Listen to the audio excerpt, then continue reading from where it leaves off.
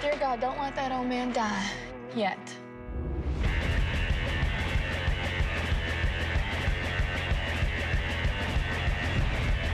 You are not killing my daughter! We put out a shot!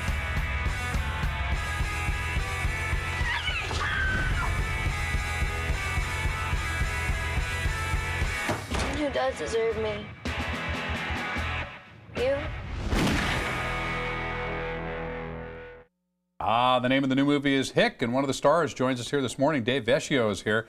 And if you've ever wondered how that guy up on the screen got that job acting, sometimes it's not always a straight line, is it, Dave? No, it's not.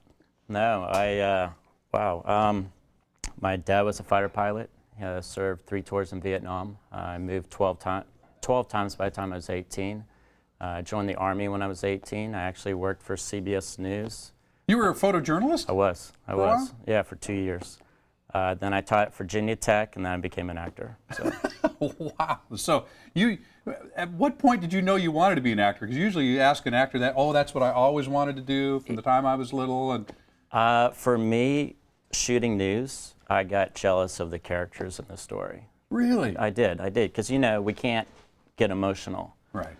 And they were so emotional. I mean, they were going through, whatever they were going through, and I just wanted to feel that.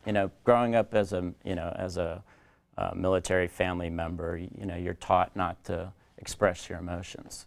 So I don't know. Interesting. Yeah. So it was an outlet. There. It was. It was that part of your personality that wasn't being satisfied. That Yeah, part definitely. of yourself. And so, has it been worth it for you? Oh yeah. I've gone places that I would never dream of going. Well, let's talk about this movie Hick, and then I want to talk more about your background because it's absolutely fascinating. Okay. Alec Baldwin is in this thing. Yep. Blake Lively is in this thing. Of course, we all know her here on the CW. Who else is in this? Juliette Lewis, Anson Mount, Chloe Moretz, and Eddie Redmayne, and Rory Culkin. And Rory. Oh, it's one of the Culkins that's working. Yeah.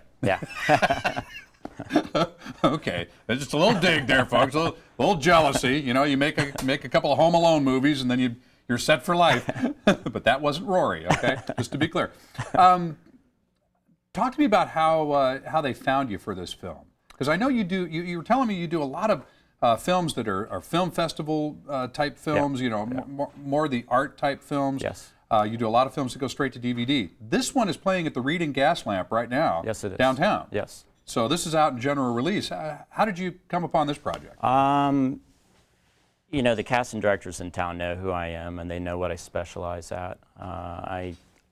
As an actor, I have no qualms playing some of these more vicious characters. Like my character in this movie is a child rapist. Oh my! So I don't know.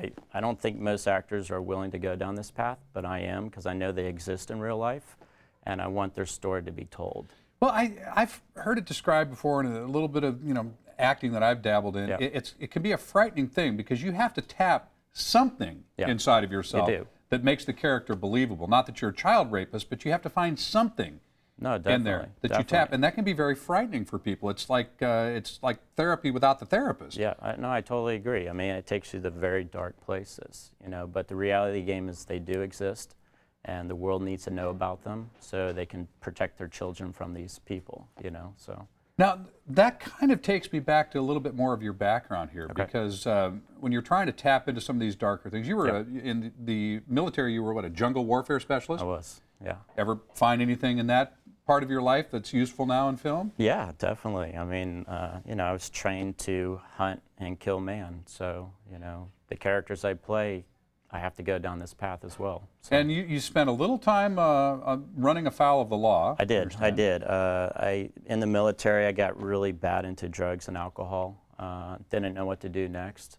Started selling drugs and got sentenced to 10 years at Fort Leavenworth.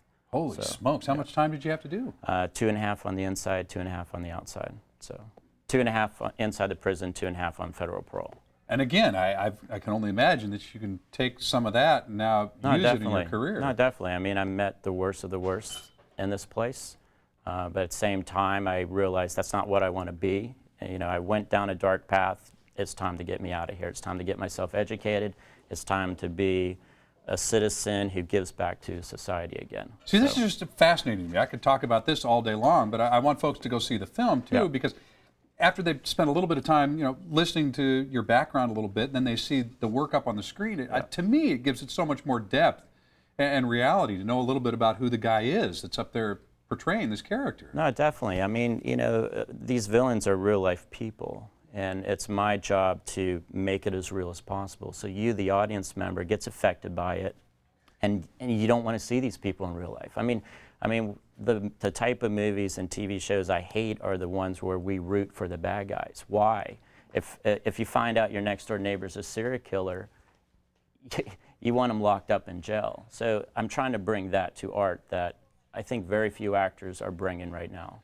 Yeah, you make a really good point. There's an awful lot of bad guys that we glorify. Yes. And we make them out to be the hero of the film in some kind of perverse way. And it's very interesting observation on your part. So you made a deliberate decision not to do that. No, I did, because I've served with these people. I mean, I did time with these people. These people are not nice people. I mean, they will hurt you anytime they get, so no, yeah. So I'm just trying to tell the truth of who these people really are. So it's a difficult topic, but I understand a great film, and again, with some great actors. Guys, it's in the morning. So. Yeah, but you know what?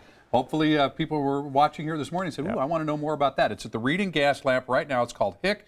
And Dave Vescio, anytime you're in town, anytime you got a project going on, please come see us and share a little bit more. Thank you. We just kind of scratched the surface there. You're an interesting guy. Thank you. Good to see you.